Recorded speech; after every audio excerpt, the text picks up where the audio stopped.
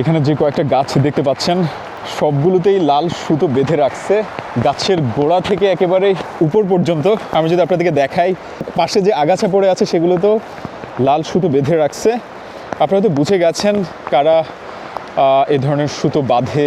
এখানে দেশের বিভিন্ন প্রান্ত থেকে বিভিন্ন ধর্মের মানুষজন এসে এ ধরনের সুতো বাঁধে।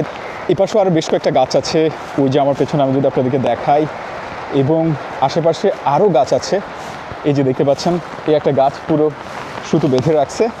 এই যে দেখতে পাচ্ছেন ছোট ছোট গাছ, যতগুলোই গাছ দেখতে পাচ্ছেন এরকম সুতো বেঁধে রাখছে। মূলত তারা কোনো একটা কিছু মানত করে অথবা কোনো একটা মনের আশা যেন ফুলফিল হয়, পূরণ হয়, সেই বিশ্বাস থেকে গাছের সুতো বাঁধেন। এখন আমাদের মধ্যে অনেককেই বলতে শোনা যায় যে এই বিশ্বাস, এরকম অন্ধ বিশ্বাসের যে বিষয়গুলো, এগুলো আমাদের সাবকন্টিনেন্টের যে কান্ট্রিগুলো আছে, বাংলাদেশ, পাকিস্তান, ইন্ডিয়াতে, মানে আমাদের আশেপাশে যে কয়টা দেশ আছে, এগুলোর মানুষ, এগুলোতে যারা বসবাস করে তারাই আসলে এই ধরনের বিশ্বাস রাখে, তারা এগুলো করে। অ্যাকচুয়ালি না, পশ্চিমা অনেক কান্ট্রিতে গেলে আপনি এই ধরনের দেখতে পারবেন, তারাও গাছের সুতো বাঁধে। অনেক ক্ষেত্রে দেখা যায় যে গাছে পয়সা আটকাচ্ছে।